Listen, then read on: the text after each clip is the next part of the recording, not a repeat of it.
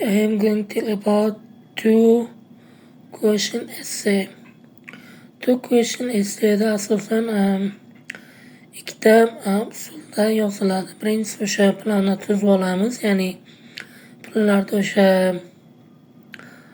reasons ya'ni sabab, body 1 va body 2 paragraflar va pozitiv, negativ tomonlari bo'ladi. Keyin esa o'sha two questionda savollar ikki xil topikda beriladi. Birinchisi esa o'sha problem solutionda berilsa, ikkinchisi esa o'sha adventure disadvantage topik savolda beriladi. Savolda beriladi. Two questionda esa 370 dan 390 tagacha bo'lgan so'zlar yoziladi. Two questionda ya'ni ikkita savol essay types turida. Unda asosan topikka qarab yoziladi. Opinion berishdan oldin o'sha topikka qarab yoziladi. O'sha tekstda nima haqida ketayotgan bo'lsa, o'sha agar misol uchun o'sha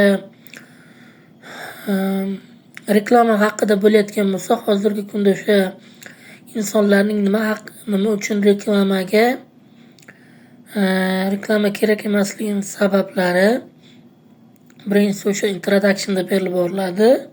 Introduction ya'ni paraphrase qilib olamiz. Keyin o'sha introduction opinionimizni body 2 dan oldin sabablarni keltirib o'tamiz. Nima uchun o'sha reklama insonlarga kerak emasligini. Keyin esa negativ tomoni bo'lsa, negativga opinion beramiz. Pozitiv bo'lsa, pozitivga opinionimiz berib yozib boshlaymiz. Keyin bitta topikdan berilgan sababni ikkinchi topikka sababiga misol qilib keltira olmaymiz. Buda yozsak xato kelishi mumkin. Ikkinchi topigimiz boshqacha bo'lganligi sabab unga ham o'sha kelgan topikka misol qilib